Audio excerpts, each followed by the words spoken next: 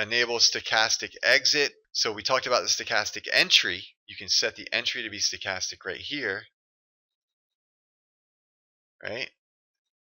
And that's all fine and good. This also gives you an option for a stochastic exit, which, by the way, you don't have to use the stochastic entry to use the stochastic exit. You can use a one-click entry and still use a stochastic exit. What the stochastic exit does is, however you got in the trade is fine.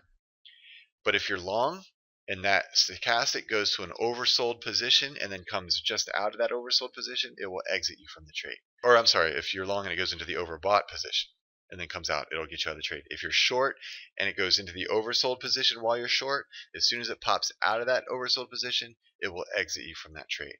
So it's another dynamic way of exiting a trade when you feel like the trade has run out of gas. And the stochastic is a good indicator when a move is at least starting to run out of gas. So, for example, if you were to do a trend on a stochastic entry and have a stochastic exit, you could potentially get some pretty good moves. So that is an option. You can set up your trends to exit or enter or both using stochastics.